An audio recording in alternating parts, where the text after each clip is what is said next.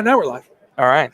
So, okay, I know I promised you all that we are gonna, take a bit of a break, but I had to come back on. I had to come back on because you came over to my booth. You're speaking here. Yeah. And go ahead and introduce yourself to the team or everybody out here. So, and what are you speaking about? Yeah, I'm Joel Thomas, the founder and CEO of Spin Global. We're a public benefit company that exists to disrupt disasters from neighborhoods to nations. We actually spoke yesterday on the topic of doing disasters differently and through equitable planning. And so I actually had co-presented with Chauncey L. Willis from the Institute for Diversity and Inclusion and Emergency Management. And we talked a lot about some of the foundational principles for doing disasters differently and shared like 5 or 6 examples of how you can actually do that. A couple maybe I can share today. So let's talk about that. 'Cause I think, as we've been talking, I just had a bunch of people on that were first timers here and, talking a little bit about that. And we're talked a lot about the floor. And I said, there's a lot of good educational programs that are out here, that being one of them. What's it like? First of all, what's it like when you decide you want to speak here at the conference? And I want to go through that for a second. So people that might want to speak, I'll talk about that process for you. I mean, so to speak, we had to submit an application with a concept note, I think back in February. Yeah. And we were notified, I don't know, a couple months later maybe, and sort of made it happen. So for me, it was write a concept, see if they like it, and wait and say yes. And then we worked with the team here at IEM. They did a great job sort of guiding us through preparing for the presentation and putting together some key points and et cetera. I think the important part about it is bringing ideas that are different. And so yours seems to be one of those ideas that's different. What's it mean by doing, like, disrupting disasters? What's that entail? Yeah, so I like to talk about the anatomy of a disaster first, right? So what's a disaster? And this might be common sense for everybody, but I find that when I talk about it, people are like, oh, wait, this changes things. And here's what I'll say. So people often say, oh, earthquake, fire, flood, these are disasters. I'm like, no, these are hazards, right? Right. And the disaster occurs when people, infrastructure, the stuff we built, collide with those hazards. And so that's where mayhem, you've seen those Allstate commercials, mayhem, right? That's where mayhem exists, right? So how do we reduce mayhem? And to me, that's where we can disrupt disasters. We can't eliminate, but we can reduce risk. We can intervene by actually taking action to reduce exposure, reduce vulnerability. And that takes deliberate and thoughtful planning, not just the typical preparedness, build a kit stuff. I'm talking rethinking the way we're doing it, because we've heard at this conference this week, the mission is ever expansive. The resources are ever so thin. The personnel are ever so taxed, and a lot of turnover in the industry, et cetera. So how do we actually do that differently? So I am always looking at different ways to imagine solutions to some of the common problems we have. So my background to emergency management isn't fairly typical. I actually started as a volunteer, went to about 70 countries, doing all sorts of humanitarian assistance, faith-based work, had a business degree in nonprofit management. I thought I was going to go run an organization in the developing world. Sure. And while on a number of trips overseas, actually at one point did a 20-nation tour with my wife, we encountered things like the tsunami in Indonesia and Thailand. We were in Sudan, giving shots to people who had just come out of Darfur, right. And I was like, wow, there's such an opportunity to make an impact in the disaster space. And really, my motivation is to reduce suffering in the world. Right. And so, So I came back to the United States, studied further, got a master's in public administration, international development. All my friends went to USAID, nonprofits, and I stayed in the private sector. And I actually worked with a private sector company for a number of years before I founded Spin Global as a public benefit company. And that's sort of how I've come to terms with, the nonprofit sort of spirit and sort of what we're doing as a company. But there's 2 things I'm going to say that might be heresies, actually. I don't know if they've ever been said on your show before. Well, here. One is I don't believe in disaster recovery. Oh, okay. Well, so, that's a big note, right? Okay. So my opinion is if there's no end sight as a business guy, right? Business thinking, right? When you start a business, you have to plan for an exit. Oh, sure. And if you're not planning for the exit, you're not actually planning to succeed. And so, in emergency management, we don't have a clear exit strategy. Sure. And so we are morally and ethically on the hook in places like, I don't know, New Orleans, Katrina. Still. I mean, 18 years later, it's insane. In my opinion, we should be thinking differently, not around how we can take on more of the burden as emergency managers, but how we can actually give back and share responsibility. And actually, in my opinion, recovery should stop 3 to 5 years after disaster. And in the private sector, economic development, other agencies should get involved. So let me ask you this question. I want to interrupt you for a second. We'll get you back on track. Yeah. So one of the things I've been really looking at is the concept of resiliency and anti-fragility. Yeah. Right. And Randall Collins, Dr. Collins, good friend of mine, he handed me the book Anti-Fragile by Nicholas Taleb. Yeah. And I'm like, dude, it really changed my view. Yeah. And I think I kind of think I'm on the same page as you in the sense of recovery just makes things kind of back to normal, sort of. But looking at resiliency and anti-fragility makes you not have to worry about recovery, makes you stronger after a disaster. Yes. Is that kind of where you're going with that? That is. I mean, so materially, we need people to help assist with recovery. Right. But it's the idea that where's the responsibility? Where's the expectation for that? So I've spent a lot of my career focusing on the role of the private sector. How do we bring private equity to bear? Right now, the whole system is built on the government printing money, giving it out in grants, maybe getting bonds or loans or insurance after the fact. I've actually, for a number of years, been looking at what if we could attract private equity, capital, into markets to actually intersect at the nexus of disaster and emergency management and economic opportunity. And so actually at this conference, we announced the founding of the Spin Global Community Disaster Resilience Fund. We've worked with 60 to 80 North American and European pension funds. Nice. Who we've organized an effort to basically invest minimum $100 million into communities all around the country. So this is unlike, BRIC, right? Public assistance, all the different forms of dollars that come out. This is private capital. It's equity. It's not a loan. So what happens is pensions are one of the largest sources of equity and wealth for Americans and many developed countries. And we have a problem with a lot of short-term thinking on spending.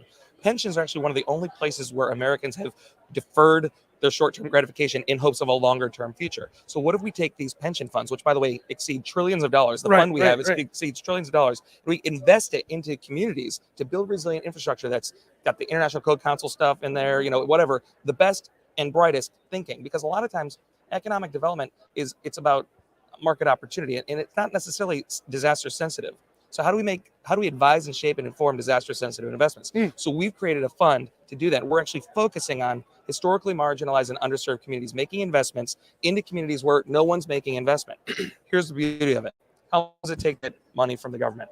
Oh, it could months, but sometimes years. Years, like 18 months to 5 years, like in my studies. Yeah. So within as little as 16 weeks, any jurisdiction in America can apply to the fund and potentially, if approved, get funded with all far less encumbrances and ability and flexibility to do stuff. So that's one of our, so to me, when I talk about disrupting disasters, what we're doing right now isn't sustainable. We can't fund our disaster relief fund. It's always blank, right? Yeah. So, but we have trillions of dollars that we can unlock. I mean, the government programs, we're excited about $1 billion here, $2 billion there, $3 billion there. We're looking at making tens of billions, hundreds of billions of dollars investments through this fund in the next several years that will far surpass anything we've seen in emergency management to date. That's brilliant.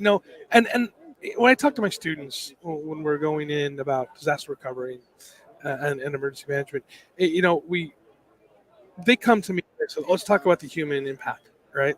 I said, absolutely, let's talk about the human impact. And so I go, but we don't measure disasters by the human impact. Yeah, we measure disasters by the economic impact. Exactly. And I think that's a brilliant approach to it. So last time I was on your show, we sort of talked about that idea of economic resilience, and I think it's really key. Social and economic resilience go together. So we talked this week about doing disasters differently through the social lens. But to me, 20 years ago, I had this idea: social and economic development need to be working together. They're really tied together. And when you look at recovery in the truest sense, the ability for businesses or communities to get back to what they're doing enables them to sort of self-heal and take control of that. And so how do we put the capital, how do we delegate agency and not centralize that agency and authority and control that we inherently do, unfortunately, with limited emergency management, staff and budgets and the system, the way it works. And by the time it gets from Congress to FEMA to the state to a local to somebody to the contractor to the data, how much money actually got to the community? We're trying to cut through all of that red tape and get money into the hands of the people who need it and build resilience and do it once, do it right type thing. Right. And so, none of these things are silver bullets, but we're making a swing. So let's talk really quickly about the equitable approach you were talking about earlier, right, during your talk. We've heard a lot of this in concept, We need to have shared equity when it comes to reaching out to communities that are underserved, right?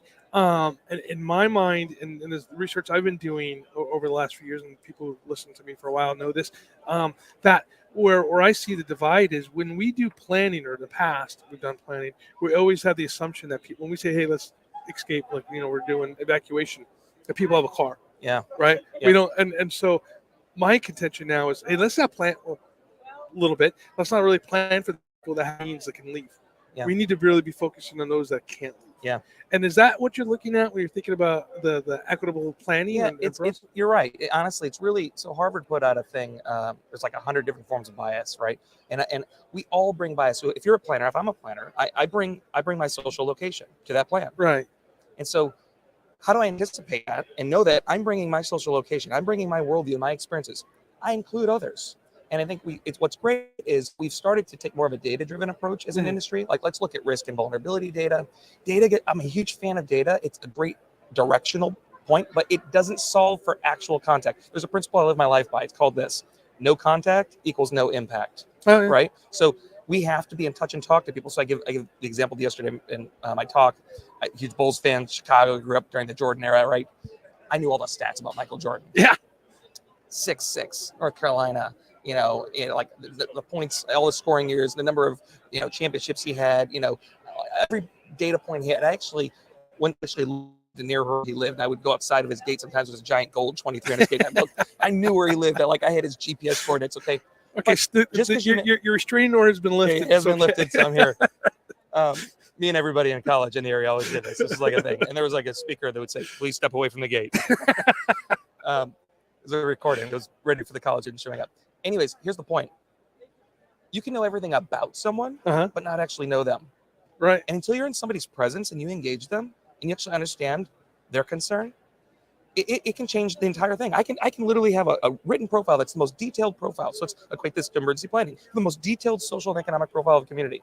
If you haven't talked to the people, then you're gonna miss. Yeah. It's just gonna happen. So I think, but it's challenging.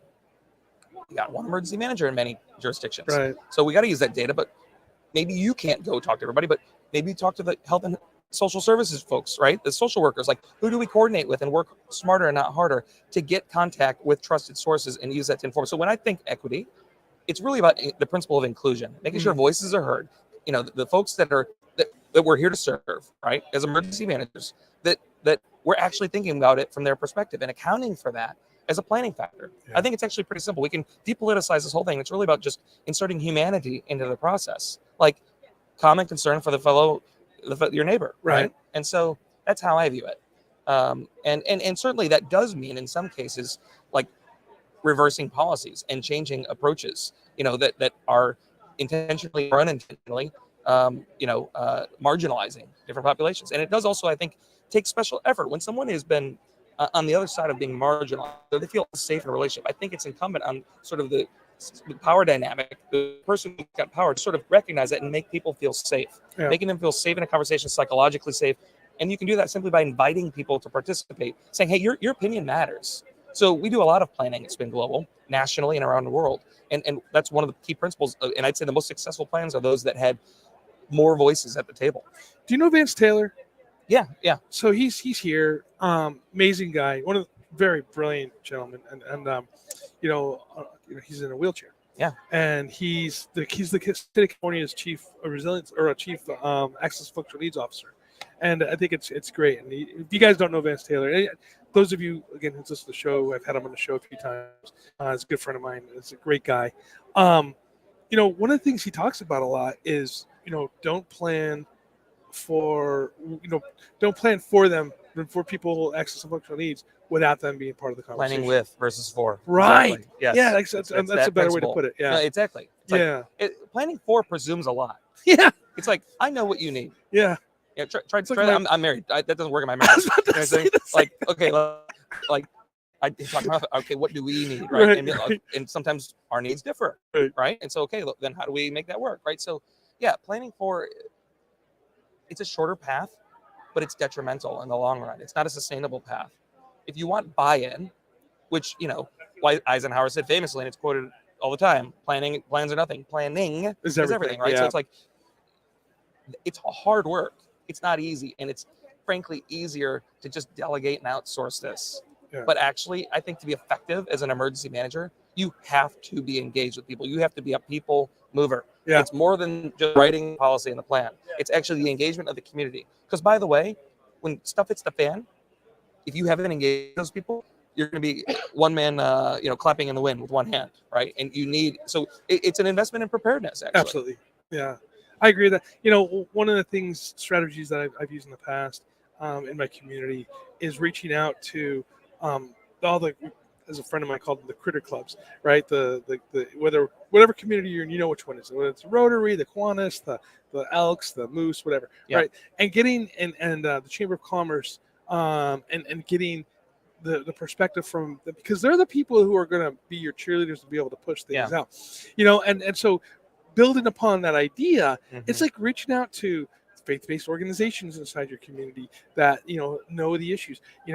Here in Southern California, well, I probably mentioned all over the world or the country at least, we have homeless issues. We can, if you walk outside this conference hall, you'll see people that are living on the streets. How do you deal with them during a disaster? Absolutely. How do you reach out to them? We've had floods where a lot of homeless people in our area live in the flood channels because they're dry most of the year. When we have floods, we go out and say, "Hey, we've got flooding coming, rain's coming. We need you to move out." That kind of stuff. So it's going to them and working with them. And there's advocates that know the issues. And so you can't be in a vacuum. You have to go out and talk to people and shake hands. It's interesting. This is a total side note. I met with he's here, the director for emergency management for Nigeria. Oh, yeah. And we were talking about flooding. And he changed my mind this week. We can demonize the flood.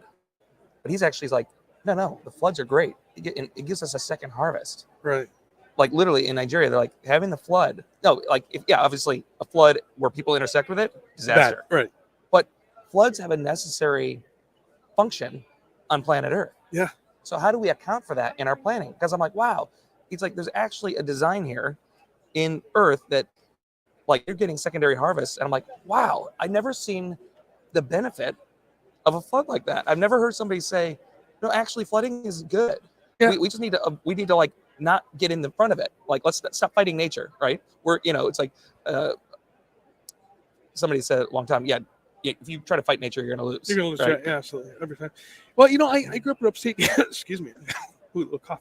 I grew up in upstate New York, Hudson River every year at the thaw, right? It would flood, and we have parks built along and farmland built along the Hudson River. And the reason why the farmland along the Hudson River is so good is because the flood brings new soil. Exactly. New soil. Exactly. Yep. Yeah. And so you're right. I mean, don't like nature-based solutions, right? That's the case for it. Yeah. Right? So instead of building big, and I'm a big fan of we've talked about this in the past too, but I'm the big fan of trying to move people out of the hazard zones. Yeah.